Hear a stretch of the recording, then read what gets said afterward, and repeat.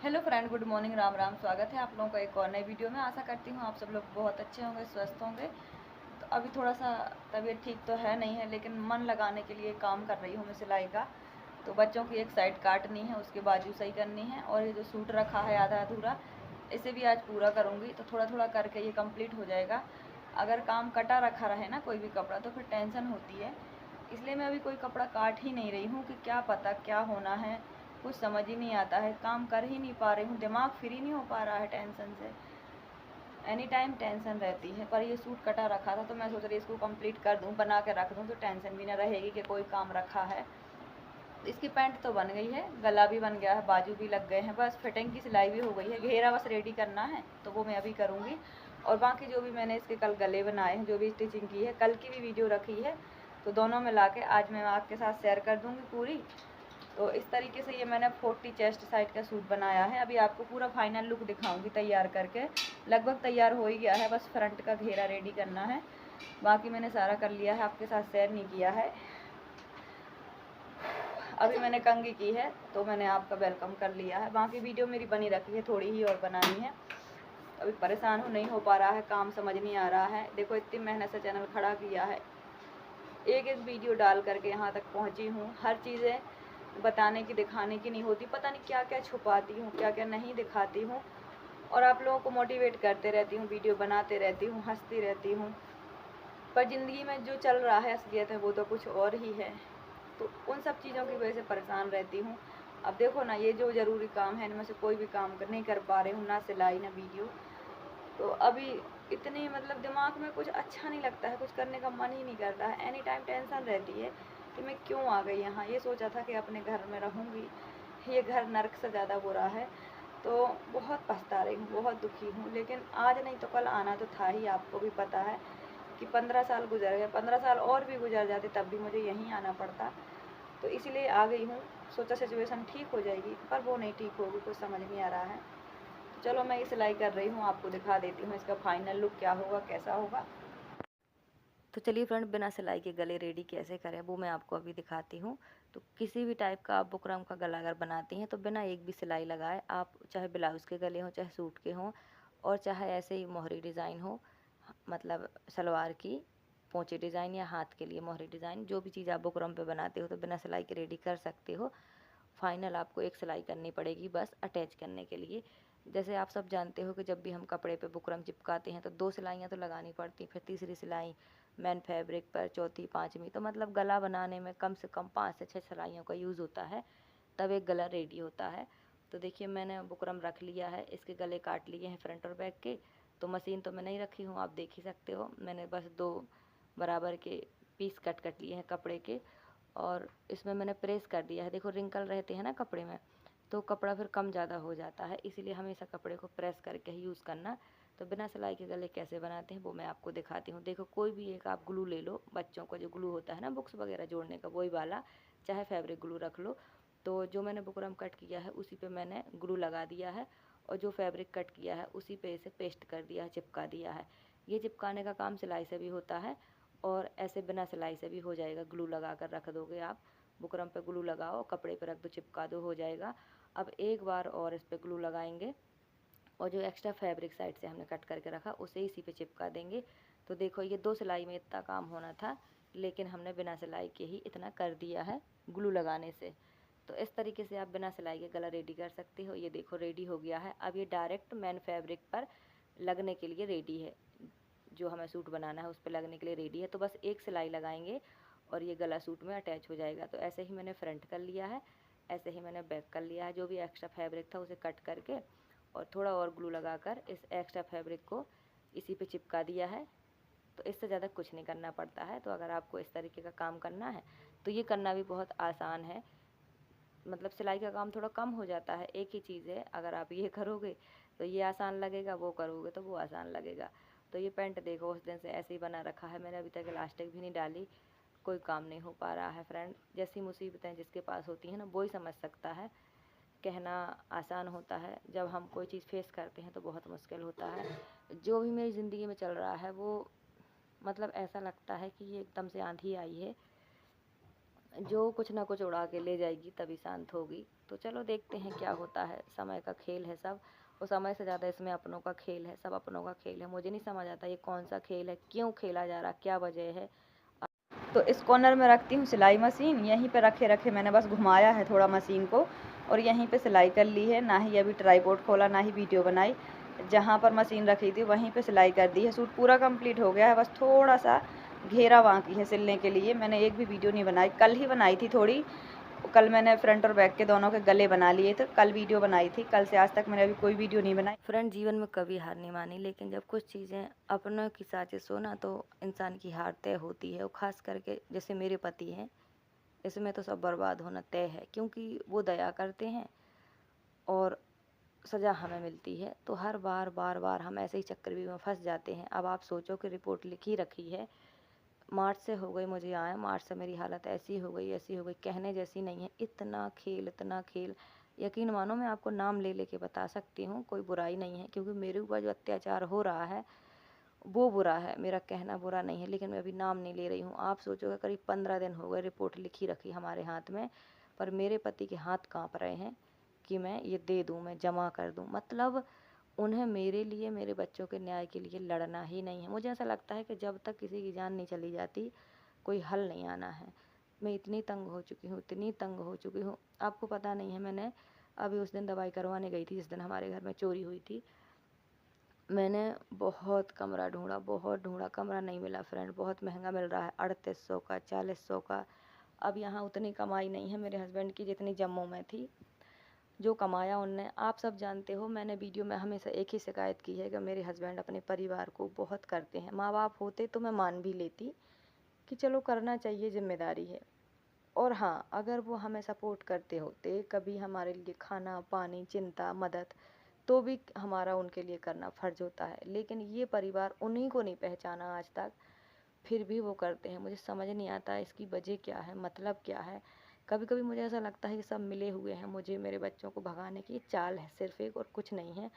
वरना ऐसा हो सकता है कि मेरे हस्बैंड और उनके भाई आपस में लड़ें झगड़ें, है ना, और फिर बाद में एक हो जाएं, और फिर बाद में मैं परेशान हूँ, मेरे बच्चे परेशान हों, मुझे भगाया जाए।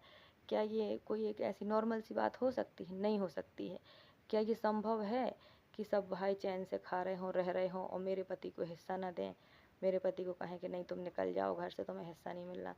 जो मेरा पति अपने बड़े भाई के लिए, अपने मंझले संजले छोटे सबके लिए कर्ज ले लेके पैसे देता है, मतलब जो हमारे जीवन की कमाई रही, हमने सिर्फ खाया है और पहना है, वो भी एक लिमिट में। जो भी रहा सब अपने परिवार को दिया। भला ऐसा परिवार मेरे पति को कैसे कैसे अब वो कर सकता है कि तेरे यहाँ कुछ नहीं है, तू यहाँ से निकल जा। तो पता नहीं क्यों कहीं ना कहीं ये सब एक चाल लगती है मुझे। देखो, आप सब लोग सोचते होगे कि मैं, मेरे माँ बाप क्यों नहीं खड़े होते, ये वो सो। तो इस सब का एक मेन रीज़न है कि मेरी लव मैरिज है, और 2011 में की थी मैंने, जब मेरे ससुर थे। और सच बताऊं, इस घर में कभी भी किसी भी औरत की इज्जत नहीं हुई है। इस घर की बर्बादी का मेन कारण यही है, यहाँ औरत की इज्जत नहीं है। औरतों के साथ यहाँ बहुत बुरा सलूक होता है, चाहे वो किसी की भी औरत हो। पर मेरे साथ कुछ ज़्यादा हुआ है। अगर देखो पति गलत करे तो एक जायज़ होती है बात कि चलो उसका पति मार रहा, पति गलत कर रहा, पति भगा रहा, एक जायज़ बात होती है कि मियाँ बीवी के बीच का मामला है। लेकिन यहाँ 15 साल से इस पूरे परिवार ने मेरे ऊपर अत्याचार किए। सबके नाम लिख के रखे मैंने रिपोर्ट में, और बाकायदा मेरे पति ने ही लिखा है सब कुछ। क्योंकि मैं आपको बता नहीं सकती, एक लिमिट जो होती है ना, पार हो गई है, हर पार हो गई, हद पार हो गई। सब कोई देख रहा है, पूरे सबूत खड़े हैं, लेकिन फिर भी मेरे पति जो हैं वो पीछे हट रहे हैं कि नहीं नहीं, बंटवारा इसका हल है। लेकिन उनके भाई ने भी उनके मुंह पे कह दिया है कि हमें बंटवारा करना ही नहीं है। अब 4 लोगों को भी हमने बुलाया है, पंच को, सरपंच को, लेकिन उनका कहना है कि अगर तुम्हारे फादर नहीं है तो तुम्हारे बड़े भाई हैं, सब कुछ उन्हीं के नाम है। तो जब तक वो नहीं आएंगे इसका कोई हल नहीं है। हमने हमने पुलिस चौकी में भी पता कर लिया है। वो कह रहे हैं कि ये हमारा मैटर नहीं है, लड़ाई झगड़ा होगा तो अगर आप केस करोगे तो हम आ जाएंगे, लेकिन बंटवारे में हमारा कोई मैटर नहीं है। बंटवारे में आपका बड़ा भाई ही कर सकता है जो कर सकता है। अगर वो कह देवे कि अब हम नहीं देंगे, तुम्हारा हिस्सा हम खा लेंगे, तो आपको केस फाइल करना पड़ेगा। और मेरे हस्बैंड बस इतना सुन के पीछे हो जाते हैं। हर आए दिन नए तमाशा होते हैं। यकीन मानो, पूरे मोहल्ले के भी कहने लगे हैं कि तुम ही लोग बेवकूफ़ हो, मतलब हम लोग, कि इतना खुलेआम तो सब कुछ हो रहा है। ऐसा तो है नहीं कि चार दीवारों की लड़ाई है, किसी को पता नहीं है। हजार गवाह तो खड़े हैं, जानते हैं क्या धर्म है, गलत है, तो फिर क्यों नहीं कर रहे, क्यों इतना गलत का सपोर्ट कर रहे? कोई फ़ायदा तो है नहीं है। तो इस तरीके की ज़िंदगी है फ्रेंड। जैसे आप यकीन नहीं करोगे, गले से आवाज़ नहीं निकल रही, जी करता है अपने दोनों बच्चे लेके भाग जाऊं, कहीं चली जाऊं, लेकिन फिर मेरे पति को उसमें भी चैन नहीं पड़ना है। मैं सच बताऊं, मेन कोशिश यही है। एक बड़े भाई का कहना है कि हिस्सा नहीं देना, चाहे तुम जो करो, लड़ो मरो कटो कुछ भी करो। और एक मेरा देवर यहाँ रहता नहीं है, एक मेरे जेठ पन्ना में रहते हैं, वो कहते हैं हमें कुछ चाहिए ही नहीं है। मतलब समझ रहे हैं आप, उनकी फैमिली नहीं है, वो सही है अपनी जगह। लेकिन जो भी यहाँ आएगा, थर्ड पर्सन जो भी रहेगा, मतलब दूसरा भाई फैमिली वाला, अब इतना बड़ा घर है, कोई ना कोई आज नहीं तो कल अपना परिवार लेके आएगा, रहेगा। उसे अपने हक की ज़रूरत पड़ेगी, उसे भी लगेगा भाई हम भी किराया ले लें इकट्ठा, मतलब एक ही क्यों लेता रहे हमेशा, हमें भी आधा मिले। ये भावना धीरे धीरे आ जाती है। अब सोचो कि हमारी शादी के 15-16 साल होने के होंगे, हमने कभी इस घर का किराया नहीं लिया, और हमारे घर में देखो कितने किराएदार रहते हैं, कभी नहीं लिया। हक तो हमारा था और है और रहेगा, लेकिन हमने नहीं लिया। हम ये सोचते हैं चलो कोई खा ले, सुखी रहे, लेकिन हमारे जैसी सोच किसी और की है ही नहीं। देखो हमने हिस्सा भी नहीं लिया, किराया भी नहीं लिया, ऊपर से जो कमाया अपनी हाथ की पूंजी भी नहीं बचाई, सबको दे दी। इसके भी गवाह सब हैं, छोटे बड़े सब हैं, वो कह रहे कि हाँ तुमने दिया है। लेकिन देखो ये बेशर्मी तो देखो, ये भी कबूल कर रहे कि हाँ तुमने दिया है पर हम नहीं दे पाएंगे वापस। ये हद देखो आप यकीन नहीं करोगे, मैं अभी आपको रिकॉर्डिंग लगा के सुना दूँ कि मेरे साथ क्या क्या हुआ है, किसने किया है। तो मुझे लगता कि आप में से कई लोग मेरे दरवाजे आके खड़े हो जाओगे कि ये गलत है, ये अत्याचार है। लेकिन मेरे ससुराल वाले मजाल हैं जो एक फ़ोन भी लगा दें कि ये गलत हो रहा है। देखो छोटे बड़े का भी एक लिहाज होता है, आदमी औरत का भी एक लिहाज होता है कि नहीं, कि आपको किसी की औरत को क्या बोलना है, अपने से बड़े को क्या बोलना है, हर चीज़ का होता है। पर यहाँ कोई लिहाज नहीं है, यहाँ तो सीधे बाल पकड़ने के लिए तैयार हैं कि तू निकल जा बस हमारे घर से। क्योंकि देखो कोई भी आदमी है, कोई भी भाई है, जब अपने बीवी बच्चे लेके रहेगा इस घर में, तो वो आज नहीं तो कल अपना हिस्सा मांगेगा, अपने किराया में से आधा मांगेगा, हक है, क्योंकि आज नहीं तो कल मांगेगा। कब तक छोड़ेगा? देखो हमने आज तक छोड़ा है तो क्या मिला हमें, आज हम मांग रहे तो क्या मिल रहा हमें? तो जब जड़ वही है मेन चीज़, तो वो हम कभी मांगे तो भी उन्हें दुखी रहना है, ना मांगे तो भी दुखी रहना है। तो इस तरीके का हाल चल रहा है। अति हो गई है बात, इतनी बढ़ गई, इतनी बढ़ गई। अगर मैं एक कदम भी उठा लेती हूँ, एक कदम, तो पता नहीं कौन कौन चला जाएगा जेल, पता है? क्योंकि मैं क्या करूँ, इतनी चीज़ें ओपन होने लगी हैं, इतनी ओपनली हो रही हैं, मतलब खुलेआम, जैसे गुंडा नहीं होता है कि अब हम बस बने ही हम ये सब करने के लिए हैं और हमारा कुछ बिगड़ेगा नहीं, ऐसा हाल है।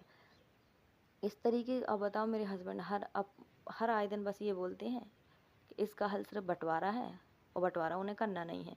तो भाई इसका हल बंटवारा है, बंटवारा उन्हें करना नहीं है, और जो दूसरा घर में रह रहा है उसे किराया किसी को देना नहीं है, तो कैसे चलेगा यार? हमारे भी तो बाल बच्चे हैं। जब हमने तुम सबको दिया है, खिलाया पिलाया है, भाईचारा निभाया है, तुम्हें भी निभाना चाहिए ना, कि चलो ये अपना भाई है, हम पूरा ही क्यों खाएं ज़िंदगी भर, आधा तो हमारे भाई का भी हक है। हर दिन नए नए ड्रामे, नई नई चालें, नए नए तमाशे, थक चुकी हूँ मैं। मैंने सोचा था कि घर में रहूँगी, 2 कमरे छा बना लूँगी, सारे गिर रहे बिखर रहे, उससे अच्छा है कि बना लेंगे, चैन से रहेंगे। पर यकीन मानो कि ऐसा लगता है इन सब की चाल ये है कि इन्हें डरवाओ, मारो, धमकाओ, वो भाग जाएंगे, बच्चे लेके भाग जाएंगे, तो पूरा किराया हम अकेले आराम से खाते रहेंगे। ऐसी इनकी चाल है। अब ऐसी चाल में या तो हम भाग जाएंगे, या गलती से कोई मर जाएगा तो हो जाएगा, बस इतना ही है और कुछ नहीं है। यहीं पे बात ख़त्म होनी है और इसका कोई सलूशन नहीं है। आप लोग बोलते हो पंच बुलाओ, रिपोर्ट करो, मैंने हर चीज़ की, मेरे पति ने हर चीज़ की वो भी कर ली है, कि मतलब एक तरीके की सर्च कर लिया है कि क्या करें क्या ना करें। हल यही है कि तुम बंटवारा कर लो, और बंटवारे का कोई फ़ायदा नहीं है किसी को, सबके हिस्से में 4-4 5-5 कमरे आने हैं, लेकिन ऐसे में एक को फ़ायदा है कि उसे ही पूरा मिलेगा खाने को, क्योंकि रहते तो 2 कमरे में है लेकिन बाकी सब किराए से चलते हैं, तो उनको ज़्यादा फ़ायदा है, इसलिए वो किसी को यहाँ रहने नहीं देते, लड़ते हैं, गरियाते हैं, मारते पीटते हैं, क्योंकि उन्हें पता है ऐसा करेंगे तो 4 दिन में इज्जत प्यारी होगी तो भाग जाएंगे। यही हमारे साथ हो रहा। हम मार्च से आए हैं, हर दिन हर दिन हर दिन। मुझे लग रहा है मैं आप सबको रिकॉर्डिंग सुना दूँ कि देखो क्या क्या होता है हमारे साथ। इतनी हिम्मत कैसे हो सकती है किसी की, कि बताओ मेरा गेट तोड़ दें और मुझसे कहें कि तू बाहर निकल रात को 1 बजे, और बोल वो किराया मांगे। और बताओ अगर मैं गलती से भी कोई गलत कदम उठा लेती हूँ गुस्से में, तो ये है तो भाई हमारा ही घर परिवार या आपस की लड़ाई झगड़े हैं, लेकिन इतना इतना क्यों जलील करना, इतना क्यों ये मुझे वो कर रहे हैं। अब मैं कोई गलत कदम उठाऊंगी केस कानून का, तो फिर ज़माना कहेगा कि देखो ये बाहर से इतने साल के बाद आए हैं और ऐसा कर रहे हैं। लेकिन यही ज़माना रात रात भर खड़े होकर देखता है, सुनता है और कहते हैं कि कितने गंदा है कि अपने बड़े भाई को परेशान कर रहा, अपनी भाभी को परेशान कर रहा। बात यहाँ सिर्फ हिस्से की नहीं है, बात यहाँ सिर्फ किराए के पैसे की है कि ये पैसा ना बट जाए।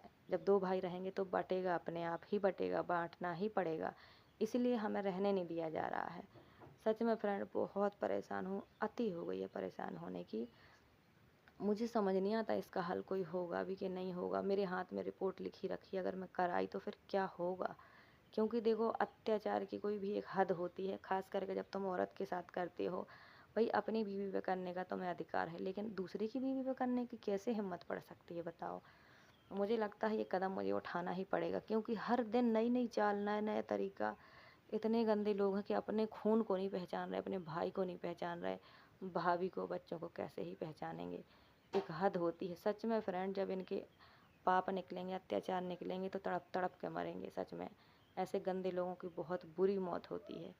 थक चुकी हूँ, मैं बता नहीं सकती आपको कि मैं क्या क्या सह रही हूँ। पति तो चले जाते हैं काम पे, शाम को आते हैं तो वो भी शाम को तमाशा देखते हैं, बस इससे ज़्यादा क्या ही हो सकता है। अब आप बताओ मैं कैसे ना परेशान रहूँ, मैं क्या करूँ, कुछ समझ ही नहीं आता है, कहाँ जाऊँ क्या करूँ। आज की वीडियो यहीं तक।